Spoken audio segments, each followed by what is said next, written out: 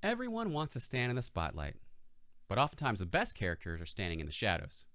With former sidekicks Bucky Barnes and Sam Wilson finally getting their chance to shine in the new Disney Plus series, The Falcon and the Winter Soldier, we decided to take a closer look at some other sidekicks who are actually shining stars. Who's the Goose to your Maverick? Grab your favorite wingman. This is Wayback Attack.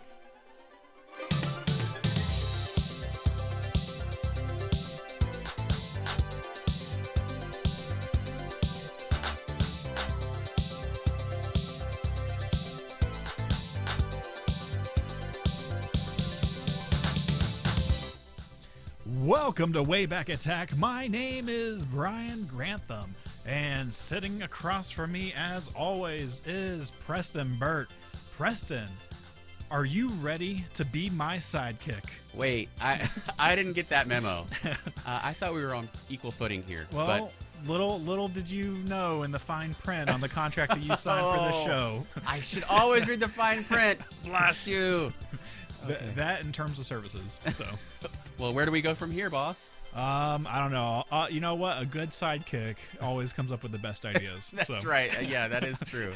We definitely have some examples of that on our show today. Yeah, so like at the top of the show, mentioned little inspiration for a topic here because this past weekend, the Falcon and the Winter Soldier premiered on Disney Plus, and both of those guys were formerly sidekicks, and now they're getting their time to shine.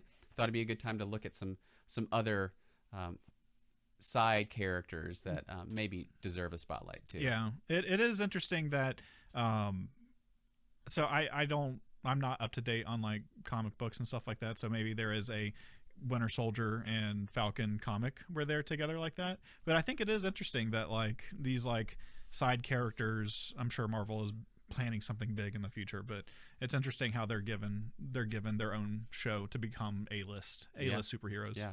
Well, we'll come back to Falcon and Winter Soldier with some more sidekick talk in a second. But first, I just thought I'd check in with you. I would ask you, what have you been up to lately? But we just hung out on this weekend, and you and I went to a toy show. We did. And that's what we're going to be talking about in our bonus episode of the podcast, which you can listen if you are a member of our Patreon. We're going to have that conversation and break that down because it was fun to get out for the first time in over a year. Yep. To see a convention and to see all the goodies that we found. Conventions are back, baby. I think so. People are getting vaccines. Yeah. And I think we're getting safer and moving back to normal. So that's really, really, really exciting. Anything that's happened over the past couple weeks that we didn't discuss? Anything cool? Man. Well, there's I've been buying, we've talked about the antique booth. And so I've been buying all kinds of stuff for it, supplies, and I need to start keeping track of it because like I was like thinking yesterday, I was like, man, I should really make it like a spreadsheet to keep track of everything that I've bought, like as far as like supplies go, because man, you just burn through comic backboards.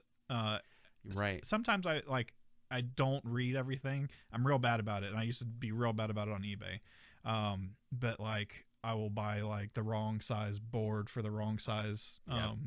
And I was like, well, maybe I'll just set up like one of those Amazon subscriptions or whatever, and just send out the right ones every like so often. But I wound up canceling the subscription today.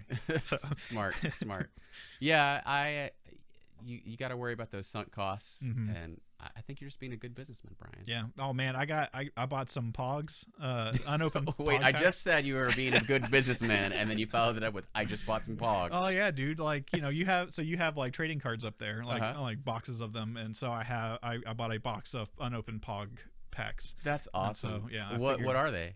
I don't remember. Are they specific theme? Like, are they superheroes or? They're no, it's like some metallic slammer company or whatever, and like looking at all these Pogs, it's funny because they all act like oh yeah, it's like the original advertising for those Pogs. It's they act like this is like the one that everybody knows what it is. Yeah. And so brand loyalty. Yeah, I had tons of Pogs, but I made the majority of them. Have I ever told you this story? No. So me and my friend Trey, we we used to go watch a lot of movies, and I know that my mom watches this, so I'm sorry, but sometimes what we would do is we would go to watch a movie, we'd walk into the movie theater, my mom would drive off, and then he and I would leave the movie theater and cross the street and go to the mall.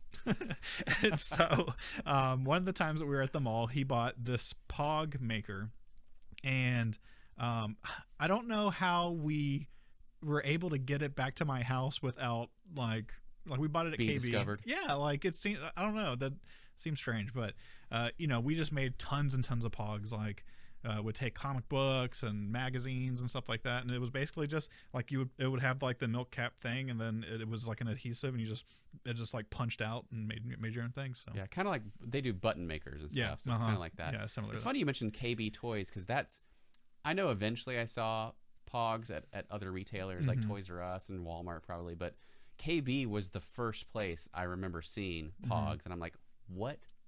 What? It's one of those things you look at it, and even to this day, you're like, how is this a thing? Yeah. Very, very, very odd. Very odd. But I'll have to come check it out, man. I'll have to buy a pack and see what's going on. I actually bought a bag of them unopened at an antique store a couple years ago, and I'll go through my crap and find them every now and then and be like, wow. These are going to be worth nothing one day. I have a tube of them somewhere, and I used to have so many cool slammers, and it's like, I don't remember where we would buy them, but like maybe it was comic book shops when I was a kid, and like I had like a holographic O.J. Simpson slammer, and like what? It was like a he did it, and it was like the a hologram. Juice is loose. It was a hologram of him behind bars or something. It was so dumb. Oh my gosh, that's awful. That's awful. Well.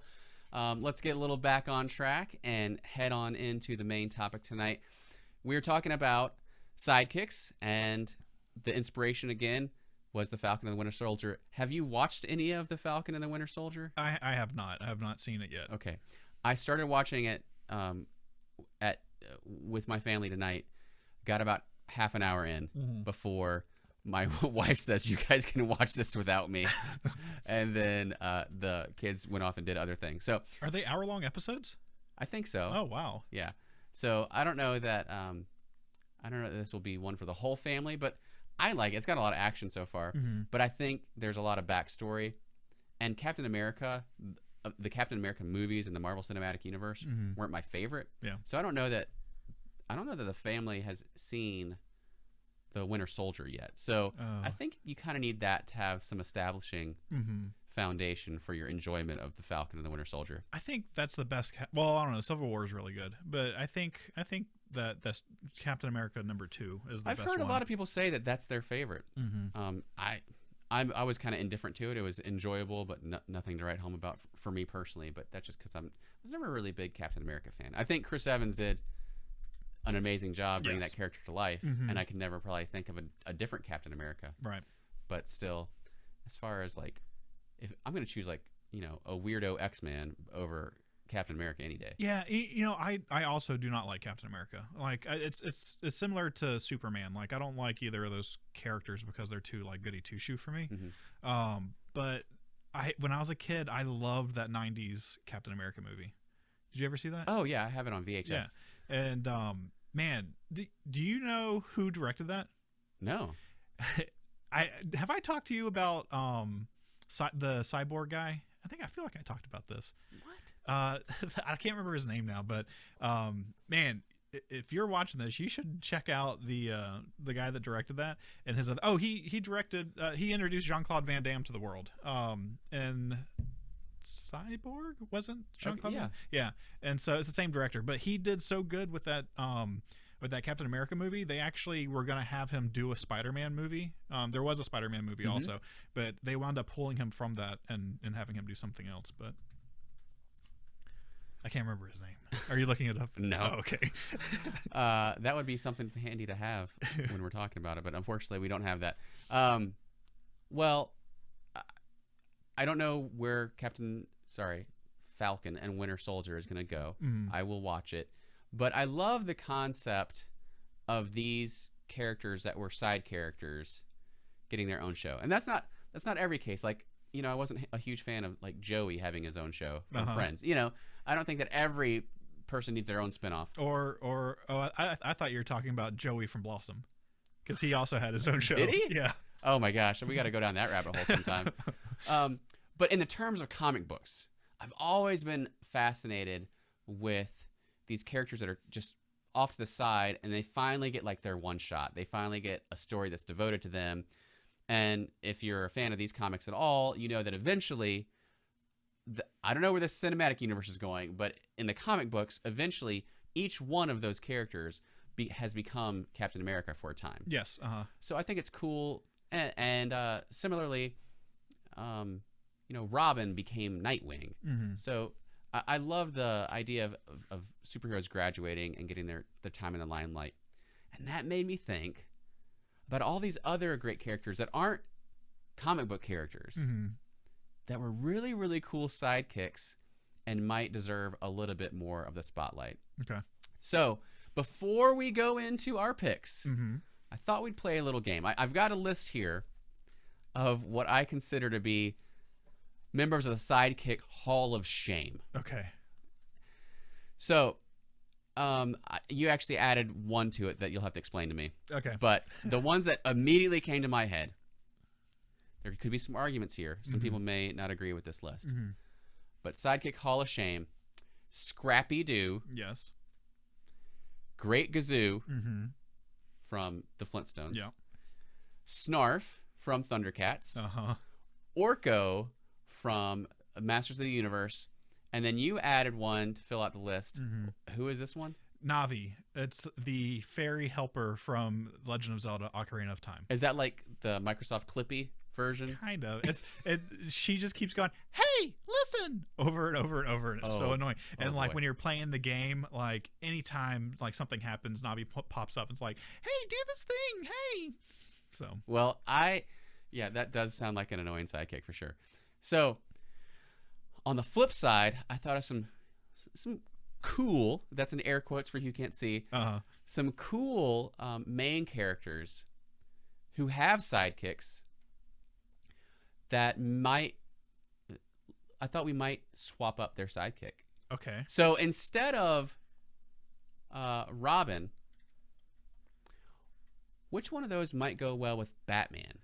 Similarly, Johnny Carson, Wayne from Wayne's World. Without Garth, what is he? Let's see. And then Mario, without his Luigi, I wonder if he could have a fill-in from one of these characters. So I thought we might look and see which of those that I gave from the Sidekick Hall of Shame might pair well with one of the heroes. All right. Well, in order to make it even, I was supposed to add something earlier, and I'll add it now. So He-Man will be our number 5 for the heroes. Okay. All right. So He-Man from Master of the Universe. And he can't have Orko because he already suffered enough. Yes. So let's give him a new measure of torment. Okay. So let's start with He-Man, and we'll just mark off the list as we go. Okay. Which one of those 5 Sidekick Hall of Shame members would work well, or is He-Man deserving of? I should say. He-Man deserving of. It's so funny because I think it was you and I were talking about this the other day at Toylanta, where I was really big into He-Man as a kid, and I have zero nostalgia for He-Man like as an adult, which is bizarre to me. So really, I kind of just like want to give him a character that is really bad. I want to give him Snarf. I think it's kind of a cop-out because it's the same time period for the cartoons. Well, that was going to be my suggestion anyway. Yeah. Like, I think it fits the period. The character-wise, it also fits. Yeah, it's, a creature-ish thing. It looks like it could fit in that universe. And I think He-Man built up enough level of tolerance of an annoying, chatty Cathy that Snarf would be okay too. Well, he was surrounded by him too because of Battle Cat. Like when he was when he was not Battle Cat, when he was, I don't remember his name, the tiger. What was his normal Cringer name? Like he was already annoying, and so like he was just surrounded by annoying characters the whole time. So all right, so next on our list, you think of Johnny Carson and his constant sidekick Ed McMahon. Yes. Hi-oh. Who do you think would pair well with Johnny Carson? Which of these sidekick members might rise to the occasion, do you think? So you tell me yours and I'll tell you mine. Okay. So thinking, purely just on, you need a good co-host for the show. Charisma. Yes, charisma. And, somebody that's just oozing with great charisma would be Scrappy Doo. Oh, you think? Yeah, I think that he would be great because he wouldn't sit on the couch like in my head. Like he would always just be standing in the chair or whatever. And he'd be like, yeah. I think he's got a little too much energy. Yeah. And my choice was actually going to be someone that I feel, we talked about the same time period for He-Man. Mm-hmm. Now, he didn't debut in the same time period, but he kind of exudes the quality. Yeah. And I'm going to go with the Great Gazoo. Okay. I think the Great Gazoo would be a great host to talk to Johnny Carson and any guest that might come along. Yeah. I could see it. Yeah. Very erudite. Very nice. Keep the conversation flowing. And, all right. Anyway, moving on. An interesting choice here. Who is the Garth to Wayne? And we were trying to think of his last name. We know Garth Algar. Mm-hmm. I cannot think of Wayne's last name to save my life right now. I don't know. It's driving me insane. Anyway, Wayne's World, party time, excellent. Who's excellent? Oh, dude, Orko. I think Orko would be perfect because also like on the show he could do like magical stuff like to make the show like when they do like the whole like like Orko. I love it. Yeah, you wouldn't have to do the finger effect. It would just be a real magic trick. Yep. Mm-hmm. Oh, that's great. Okay, so we're left with a couple. We don't have to have a 1-to-1. So, but anyway, Mario, a video game staple. It's me, Mario. Who's left? Who do we got? Man, so I could see Scrappy being part of Mario's crew, just because Mario likes to punch animals, like Yoshi. Like he punches him in the back of the head to get Yoshi to stick his tongue out. Oh, so mean. And sometimes, like Scrappy should get punched. I didn't see it at first, but you make such a great argument for it. I'm gonna have to say you got that. All right, and lastly, if we were doing 1-to-1, the only Sidekick Hall of Shame member that didn't get placed is going to be Navi from Ocarina of Time, paired with Batman. Yeah, I could see it. Can you see it? It would kind of ruin it because Batman is a creature of the night and like stalks in the shadows, and Navi is a bright like fairy, and so people would kind of see it. But he could use Navi for like just advice, or like store it in his utility belt, right? I need a bright light who's really annoying and talks. He would just be like, it'd be like, hey, listen. All right, yeah, we could have done a whole show on the Sidekick Hall of Shame, and we might still have to, but for now, let's move on to our picks for sidekicks who deserve a spotlight. Besides, these are just unconfirmed reports. Unconfirmed? What are the odds? We've got to upgrade the apparatus! We've got to get cool new superhero stuff to battle this all-encompassing evil! And who's gonna pay for all this cool new stuff? That's not the point. Step 1, we must choose battle cries. You know, the cries we always emit just before leaping into battle?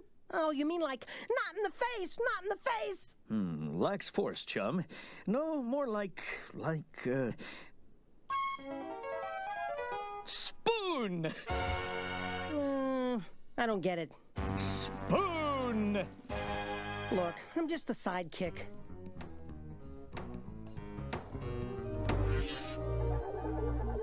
Well, like he said, he's just a sidekick. So, Arthur is such a good sidekick. And, you think about how the use of a sidekick is supposed to sometimes be just the polar opposite of the hero, right?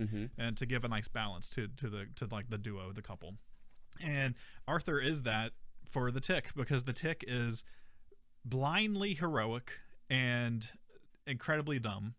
And the Tick is just a regular person that was an accountant that always wanted to be a superhero. He bought his moth suit at an auction to become a superhero.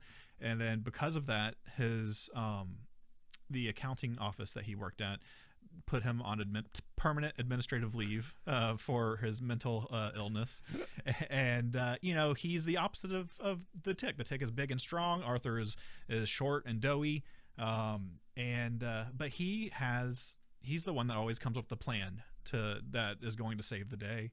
he's the one that is the thinking man to the Ticks. Punch first and ask questions later. Do you think that you've reached your tick quota for this year already? Oh gosh, I mean, no because way. I feel like we talk about the tick at least twice a year. So I mean, you're starting early. Yeah. Well, I figured there's a lot of tick to cover, man. We got comic books. We have 3 different TV shows, the cartoon and then the 2 live action ones. Yeah, you brought up the tick. Obviously, the cartoon is from our nostalgic era, the 90s. But it was weird hearing his voice. I haven't watched the cartoon in so long. It was weird hearing that cartoon voice because I picture the Amazon series one now. Yeah. And it's still such a great character. Do you know who was his voice? His name is Robert Paulson. What? Rob Paulson. What?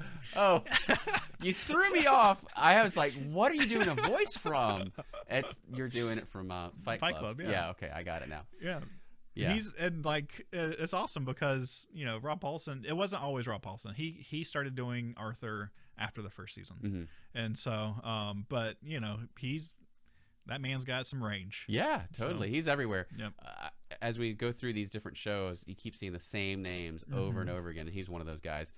Yeah, the tick is good. I feel like, to your point, a great sidekick is one that brings balance. Do you think Arthur, though, could stand on his own 2 feet? Well, and so in the comics, he actually, the way he becomes the tick sidekick is in the first couple issues, you see like in the background, you'll see him like flying around. And he doesn't actually show up until episode 4 or issue 4. And the reason that he showed up in issue 4 is because he winds up rescuing a powerful ninja artifact and delivering it. And the Tick and Oedipus are both like fighting these ninjas, and he helps them beat the ninjas. And he decides to become the Tick sidekick after that happens. So, hey, so he can hold his own every now and then. And there's an episode of that cartoon series where he got big and muscular, and it got a little to his head. Buff Arthur. Yeah, it was. He was bigger than the Tick. Eventually, he kept growing. So, well, when the Tick franchise finally runs out of steam, you can just start up the Arthur franchise. Yeah. Hey, man. You have no idea. Like, it's funny because I have like artists in my family, and then I've done a lot of art classes and stuff in my time.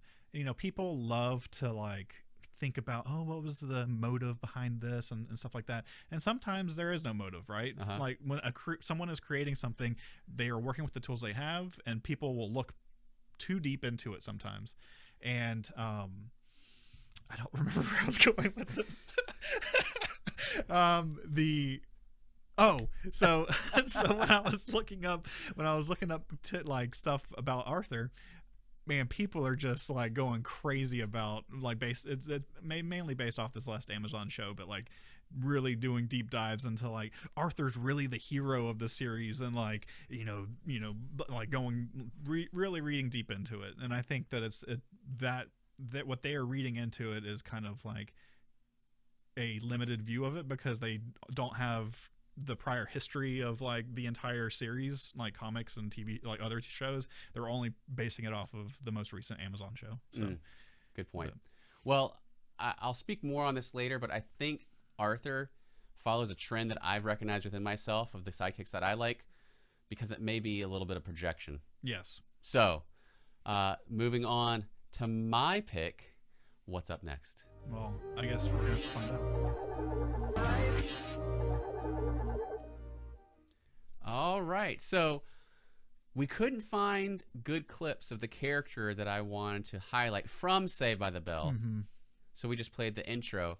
There's a lot of characters on Saved by the Bell. Which one do you think we are doing, listeners, viewers? Which one do you think we're covering? Who is the best sidekick from Saved by the Bell? We know there's only one answer to that, Brian. You and I do. Yeah. I also think there's only one real sidekick. Poor Screech. Yes. Screech is my pick for one of the best sidekicks. And where do I even begin? I think, yes, looking back on it now, the whole show is cheesy. And I think I recognized that a little bit back in the day watching it. Mm-hmm. But the show does not work without Screech. Yes. Screech is a power player in the Saved by the Bell universe. Maybe not for his wits, and maybe not for his charm, but he is certainly a great comedic foil, and provides a lot of laughs and a lot of stringing the story along together. Yeah, and he going back to like being the opposite, right? So to Zach's cool together guy, right? He is the exact opposite. He's not cool. He's like the big nerd. He actually is smart. He had like 93 A tests in a row, right. and got to wear the molecule hat. That's right. So, but yeah, like he's the perfect opposite for Zach. Yeah. Well, and he kind of fits the sidekick role for almost any of those other characters. He has such puppy love for Lisa, and she can drag him around wherever she wants. Slater, could think of his name. Slater. Yeah, Slater can pick on him, and they can both hold their own. But this probably wouldn't have been on my list if sadly Dustin Diamond hadn't passed away recently. Yep. And looking through those clips and remembering those episodes, and even just hearing Mark Paul Gosselaar talk and others, about Dustin, he it really brought to my attention a level of appreciation for his comedic timing and like his physicality, his expressions, and I think that people can just laugh that off or ignore it, but I think it really deserves a bit more of appreciation and respect than what he got throughout his career. Oh yeah. But even just within the show itself, that show does not work without Screech. Yeah, and the new show is going to be like there's some big shoes that they have to fill with him not being in the new show. So, have you seen the trailer for the new show? I've seen the first episode because that was the only one that was free. Oh. Before they wanted you to sign up for the Peacock service, and I'm like, I have too many other services. I don't want to do that one. But yeah, I don't know how they're going to fill those shoes. I know that the show itself is different, like the feel, the vibe of it is different. But so he may not have worked in that specific element, but in all the ones that he was, I mean, he's the only character. Excluding the new reboot, he's the only character that appeared in all of them. Yeah. Because he was in, no, wait, Mark Paul was in there too, right? Good Morning, Miss Bliss. Yeah. Well, yeah, he was in that. Oh, no, because there was a time when it was the new class. Yes. The new class. Yeah, and Mark Paul wasn't in that. So, yeah, he's the only character because Belding was in most of them, but he wasn't in the first one.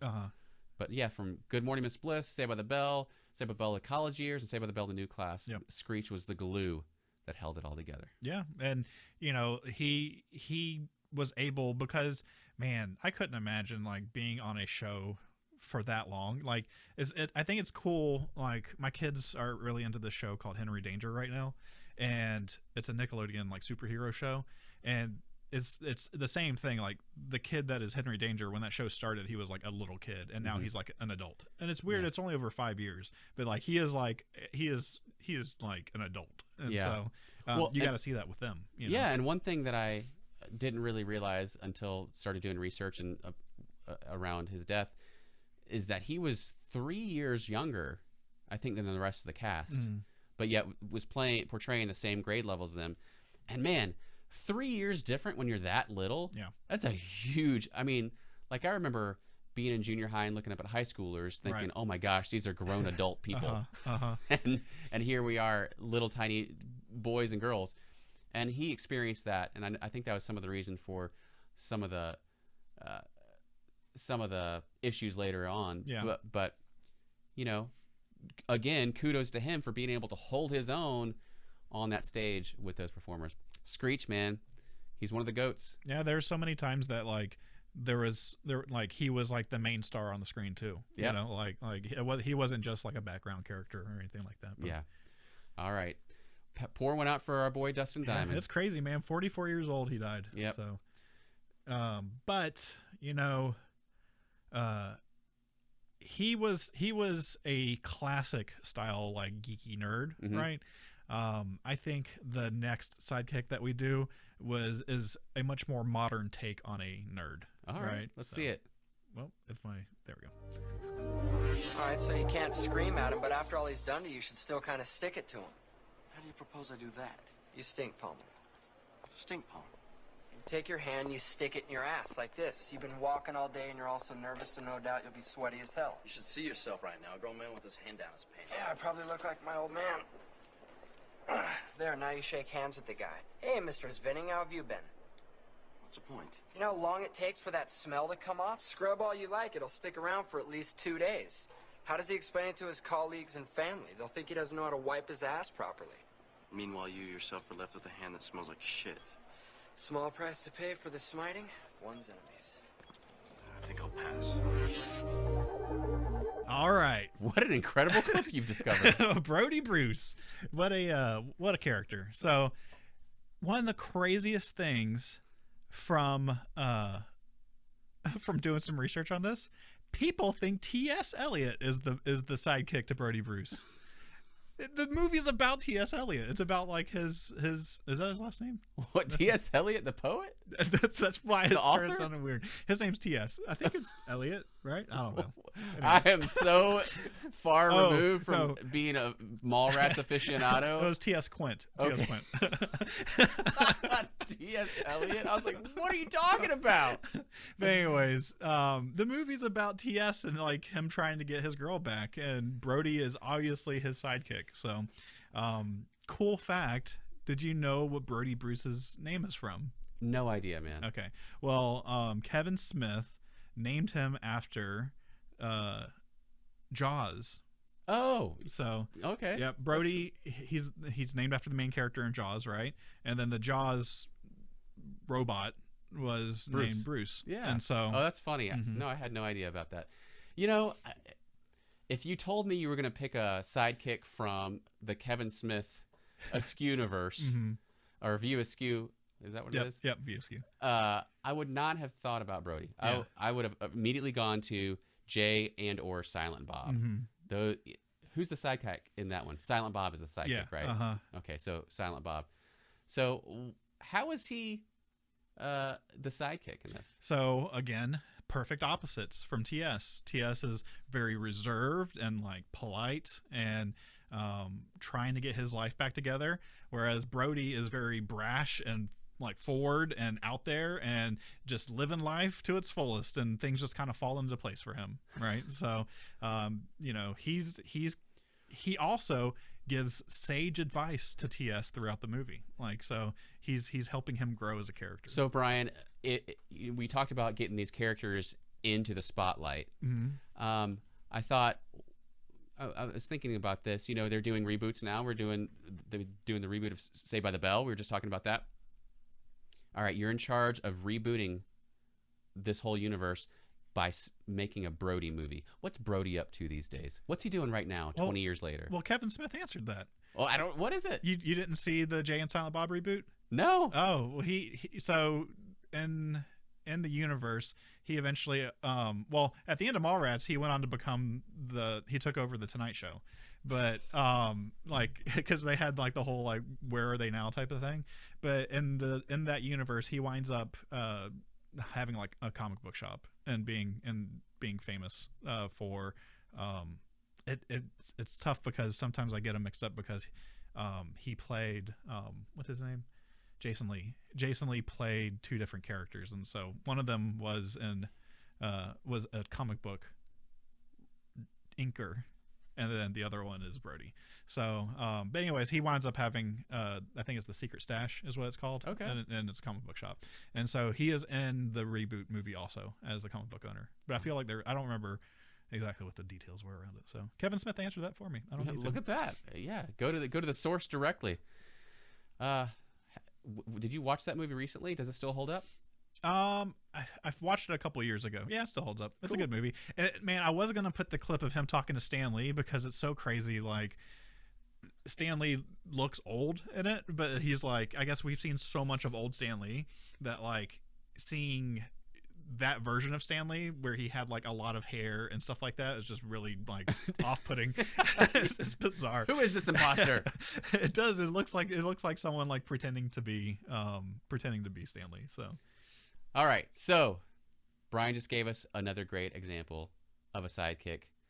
Let's move it to one of my picks that should be, I think, it wasn't an impulsive pick. It was very targeted. Intruder alert. Intruder alert. Computer, lockdown cave. Well, I think we found our unknown energy impulse. Impulse? That's so Crash. Catchy, dramatic, one word. Like Nightwing and Robin and Beast Boy. Except that's 2 words. Blue Beetle's 2 words. Hey, is he here too? Never mind. Impulse can find that out for himself. You two, take him down. Now! We're Crash. Whoa, old style faucets. So retro.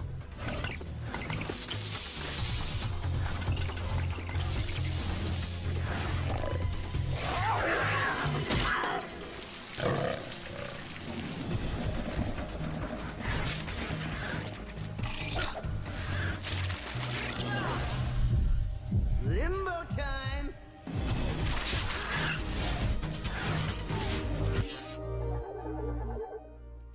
That clip happened so fast it didn't even have our sound effect at the beginning that we normally do when it transitions. What happened there? You know what? Maybe he tapped into, I don't know, the Speed Force. There you go. It was the Speed Force that did it. Okay, so my pick is Impulse as one of the greatest sidekicks of all time. And that clip doesn't normally follow our paradigm of retro clips. That actually was from Young Justice, which started in I think 2010, and is one of the best series of all times. But there was no other way for me to include a video or audio clip of Impulse, because he's a comic book character, and he originally came into play in 1994 as part of the Flash series. Were you a big Flash fan growing up? I personally don't like DC comic books, believe it or not. I'm not gonna say I don't like them. The whole Death Superman thing. I read that. It burned you. Yeah, I read. Well, that's the only time that I read DC a lot. Really? Yeah, I kind of got Batman every now and then, but most DC characters, if they're not in a fighting game or something else, or DC Universe Online, I actually learned a lot about DC characters then. So I grew up with the Superman movies, and I grew up with Kenner's superpowers, Super Friends. So Flash was always on my periphery.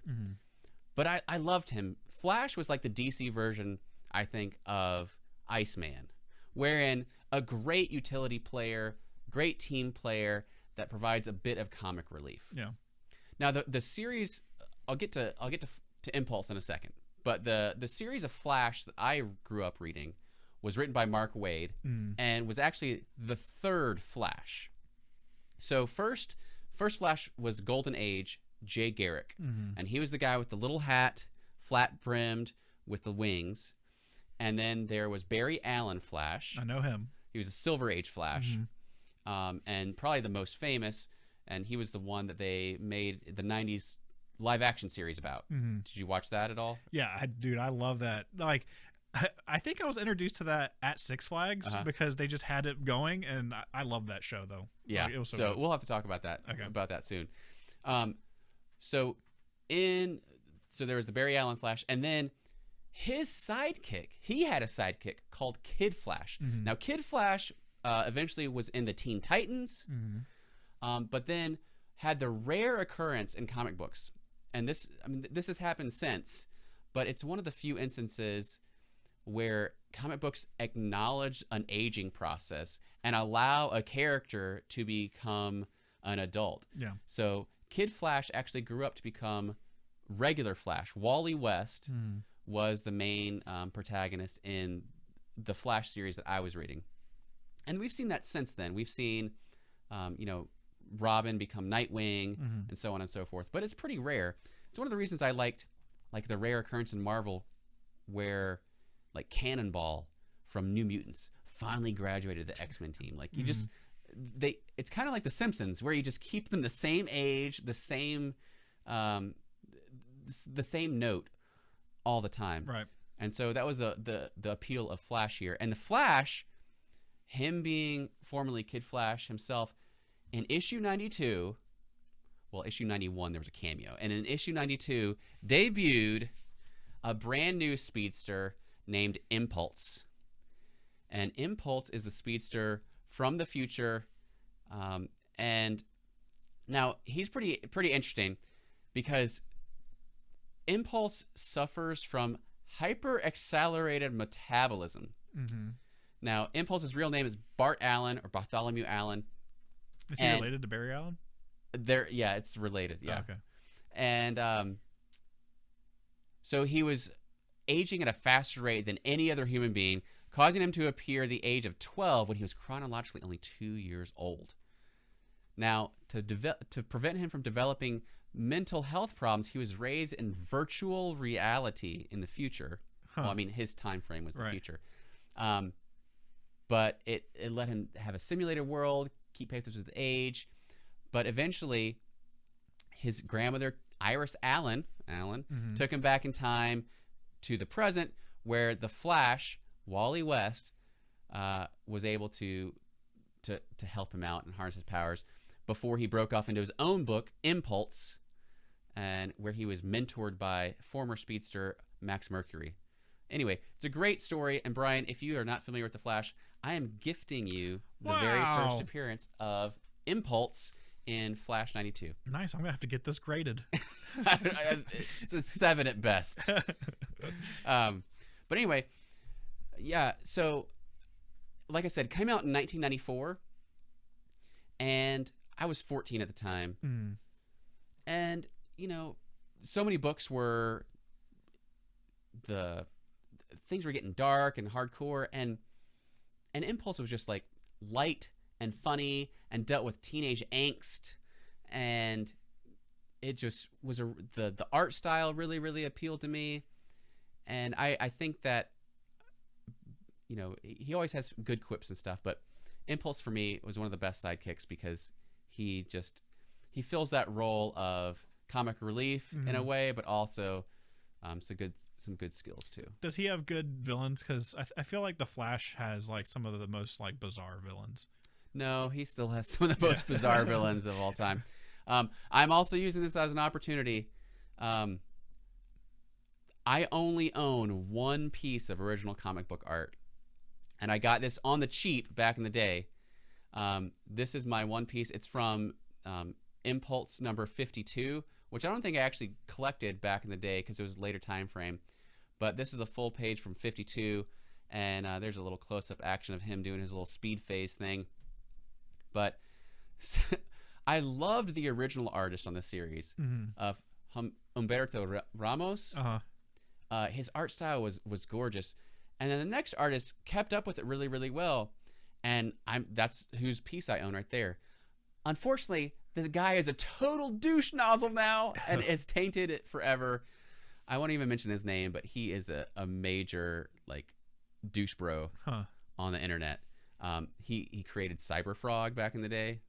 Doesn't sound familiar. Anyway, is that a DC thing too? Huh? Is that a DC thing too? No, it's an indie thing, and then he graduated this. So, if you know what I'm talking about, let's go look him up on your own. But the art still holds true. My love for the character still holds true. I think he's one of the greatest sidekicks, and the Flash storyline in general, they got some great sidekicks going on. You know, I tried to think of a DC character for this show, but the only DC character that I read a lot as a kid was Ambush Bug. So I'm glad that you brought some DC knowledge. Oh, we have a commenter who says the voice sounds familiar, and that's because that's Jason Marsden who voiced Impulse on Young Justice, and he did like Max from Goofy Movie. He's done so many other things. So is that Sonic the Hedgehog? Oh no, never mind. I'm thinking of James Marsden. Yeah, he was the Cyclops. Yeah, he was the live action guy. No, this is his brother. Is it really? Yeah, that's awesome. We need to have an Insta play on the More You Know button. Yeah. So anytime we're like, whoa, just I'll add that in. It shouldn't be that difficult. That's funny because like they're like a superhero family, just opposite universes. So there you go. I think that your character is super powerful, and I'm sure he was a great sidekick. But I like my sidekicks to be obviously I like them to be doughy and sometimes a little bit cowardly. Cool! I've heard of taking a trunk up in a lift, but never a lift up in a trunk. Well, look, chum, if you want this floor, kindly vacate the car. Thank you. Madoff, you down. Wow!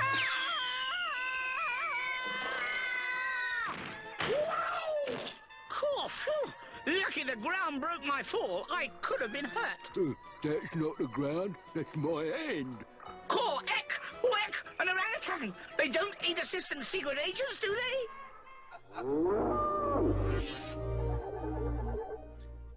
All right, man. I loved Danger Mouse when I was a kid. I had like 2 volumes of the cartoon series on nice clamshell. It was a nice package for the VHS tapes. Did you ever watch Danger Mouse as a kid? Dude, Danger Mouse is like a C grade cartoon. You're crazy. it's like almost D level. I could give you that for Banana Man, but not for Danger Mouse. Is this like Huckleberry Hound? No. Snagglepuss? I mean, I can't believe it. Man, I loved Danger Mouse so much that I had a pet hamster and I named him Crumbs because Penfold's always Crumbs, damn. So I can't believe you don't like Danger Mouse. No, and this is not staged, folks. Give me a total explanation of the series. Okay, so Danger Mouse is a play on Danger Men, which was like part of like that like 60s spy, how it was real popular. I think Danger Men was 60s, I don't know. But, James Bond and stuff like that. So Danger Mouse is like a cool spy. He's got an eye patch. Here, I'm not going to play it, I don't think. It might play, but I can pause it. Look how cool Danger Mouse is. Hold on, let me go back. He looks like a bull. Oh, that's a bull. Oh, let's see. That looks like a dweeb. Yeah, he is a dweeb. But look at Danger Mouse. Danger Mouse is cool. He's got a turtleneck and an eye patch. Danger Mouse is awesome. But so he's a spy. Yeah, he's like a secret agent. And then Penfold is his polar opposite. Is he like the Q character? Penfold? No, he's just the comic relief. Oh, okay. He has no really doesn't supply with super weaponry. No, he just supplies with terror and fear and as the comedic foil to Danger Mouse being cool. Danger Mouse always has to get him out of predicaments and stuff like that. And in fact, there's an episode where Baron Silas Greenback has like a robot Penfold that he has infiltrated into Danger Mouse's house, and Danger Mouse knows something's up because Penfold is being very like brave and heroic and like, no, I'll take a 24-hour watch to make sure that nothing bad happens. And he's like, something's wrong. So that's not Penfold. Penfold should be in tears right now. And so this is a really enjoyable dynamic for me. You and I have a lot of similar interests, and we've known each other for a long time. And so it's interesting when I discover that you're like really passionate about something. And I feel like I could probably have done that with Impulse. I could probably give you like way more than you want to know about Impulse, and I feel like you could give me way more than I ever needed to know about Danger Mouse and Pinfoil. Well, Penfold. Sorry. You know what? They're so popular that they rebooted the series recently. I think it's on Netflix, and the voice actors are doing. They do a good job with it, but there's something about the art style I'm just not a big fan of. But I don't know, man. I never knew until doing research that Penfold's first name was Ernest. So there's a trivia fact for dude. everybody. I never knew before today that Penfold existed. So wow, you got one up on me. You didn't watch Nickelodeon when you were a kid? Oh, you didn't have cable, right? I mean, we eventually did, yeah. Yeah, because I feel like that's where I watched it. Like it was like one of those Deke cartoons, I think. I don't know, man. Banana Man? Do you know Banana Man? You're just making stuff up now, dude. Banana Man came on like right after Danger Mouse, and they were like short episodes, but it was about this kid who was like this dorky kid, and he ate a banana and became the superhero Banana Man. So, all right. Now, were you just referencing this guy because we're talking about sidekicks and you enjoyed his presence, or do you think this is one that deserves more time in the spotlight? I think he gets a ton of spotlight time because, like I said, he's like the comedic relief for the show. Do you feel like he's underappreciated? Do you feel like he can stand on his own? What's your vibe on him? I feel like people, I think people really appreciate Penfold. I think he's perfect. Like as far as appreciation goes. What his role goes, you feel like he's perfect for his role. Yeah, and I think people pulling clips for it. There was a bunch of new clips from the new show that I kept, and so Penfold, in the very first episode of Danger Mouse, he's codenamed Jigsaw. And it's because anytime something happens, he falls to pieces. And so in one of the trailers for the new series, there's like a whole thing about Penfold, and they refer to him as Agent Jigsaw. And so I was like, wow, man, like, you know, the people doing this new show, like, they're on top of it. So, but it was a whole segment just about Penfold. And so that's how much people love Penfold. That's cool, man. Well, I think I'm going to have to check it out. I'll be willing to give it another go based on your recommendation. You seem very passionate about it, and I'll definitely throw some love Penfold's way. And it's interesting that we just talked about a cartoon, because my final pick is a cartoon as well. And I don't know if you've noticed a trend we've had going on the show, but I think it's time we let the women save the day. All right.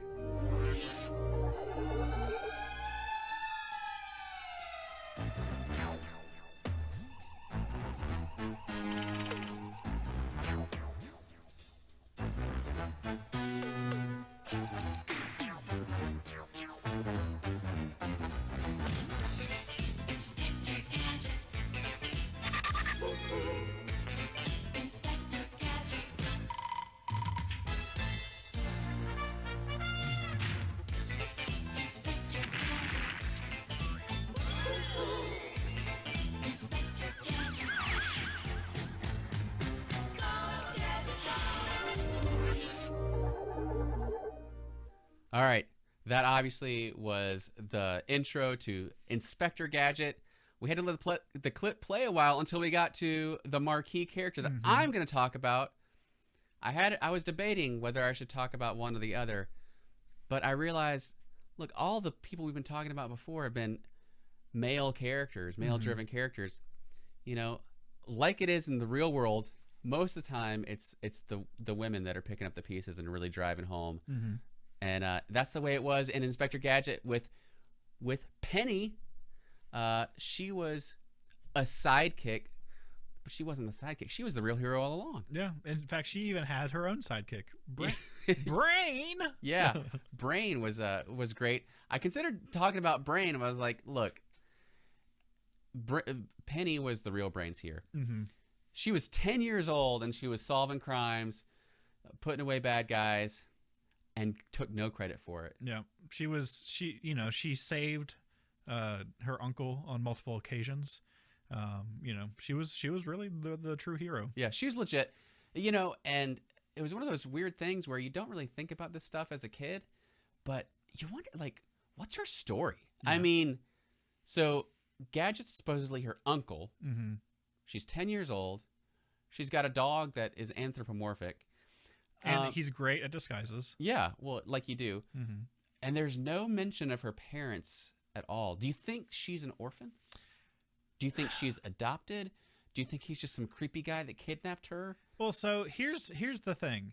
I never thought that Inspector Gadget was a person, right? Because he's a robot, right? So is he like a RoboCop thing? Like he was a good cop, and then he was killed in the line of duty, and they brought him back as a robot. Why do they include that in the intro montage? Yeah, just him being blown away.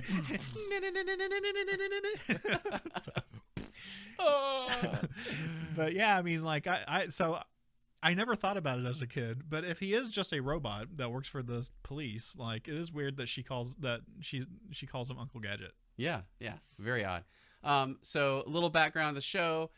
The show aired in 1983. It ran for 2 seasons and 86 episodes. That's so crazy.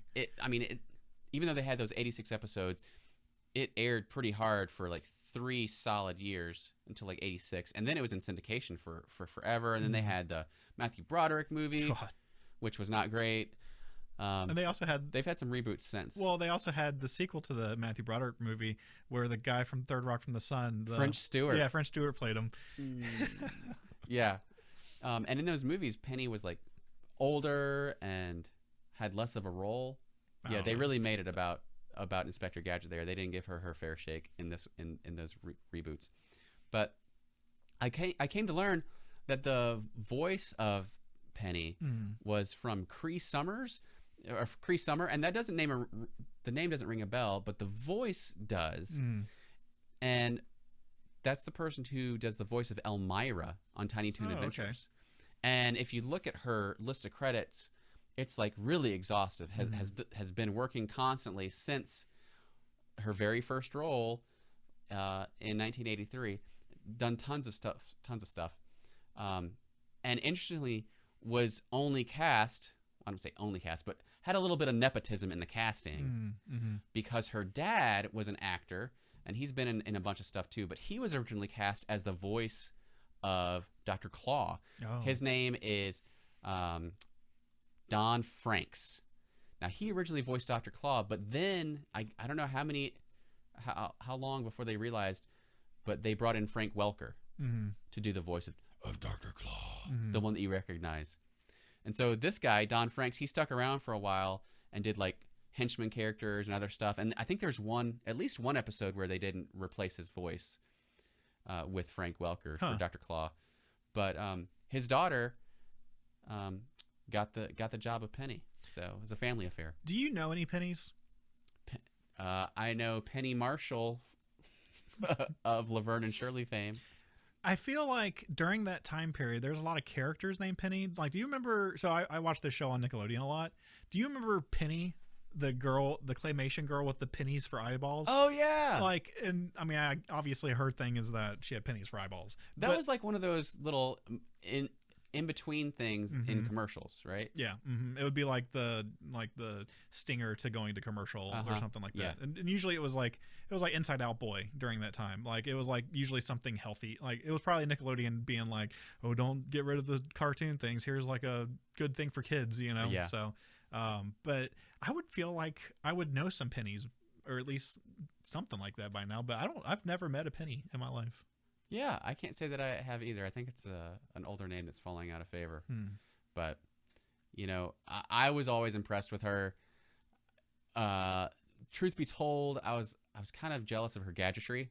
I mean, appropriately on Inspector Gadget, there would be gadgets, but she didn't have, you know, helicopter blades coming out of her head. She had that book. And that book was sweet for the time. And she had the watch, the video watch. But her book was like magic. She was like the Hermione Granger before Hermione Granger, right? Like she knew all the answers, had all the tech, had all the skills, and really saved the day behind the scenes, and really didn't get much credit for it. Yeah.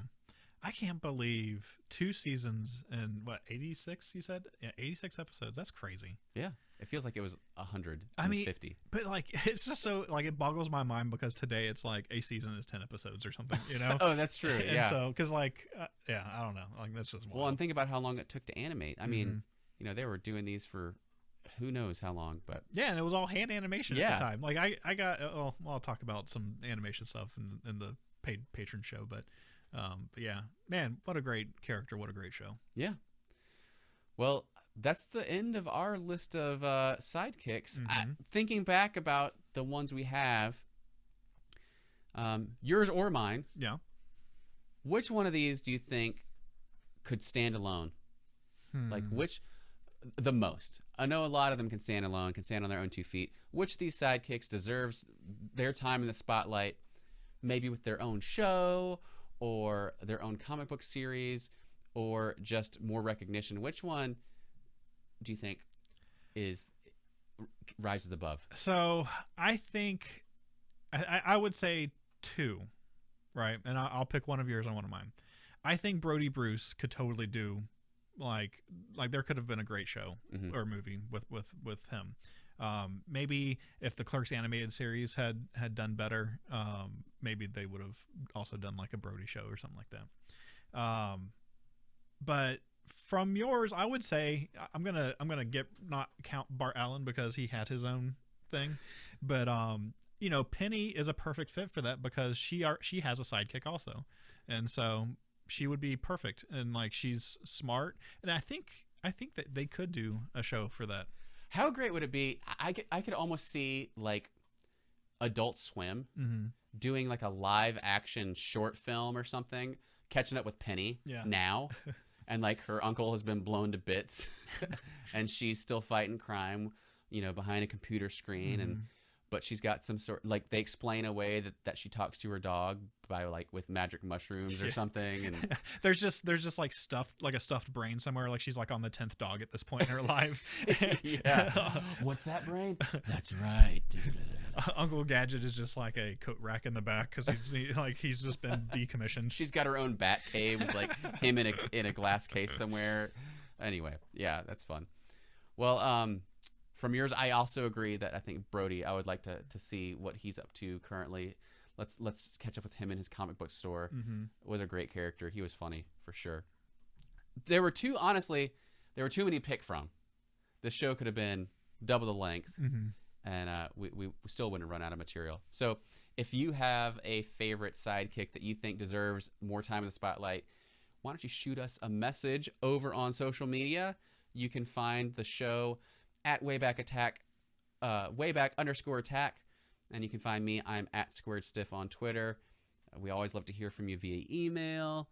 And Brian, where can they get in touch with you? You can find me at BE Grantham, and you can email the show at waybackattackshow@gmail.com. And if you'll do us a huge favor, if you like the show, tell your friends, let them know how amazing it is. I thought you were going to go do some raps right there. If you like the show, tell your friends, let them know. Also, if you really love the show, you can head over to patreon.com/waybackattack and join up on there for a measly $2 a month and get access to the Discord and the bonus shows that we do every month for the patrons. So yeah, we're actually recording the next one right after this show, and it'll be available very, very soon. This episode is our second one of the month. We'll be back in April in 2 more weeks for another great show. Thanks for listening or watching to this one. We really appreciate you, and see you next time. Yeah, we will. We'll have to see you then. I need to put a thing here so I can see through the wood. So, what? See ya.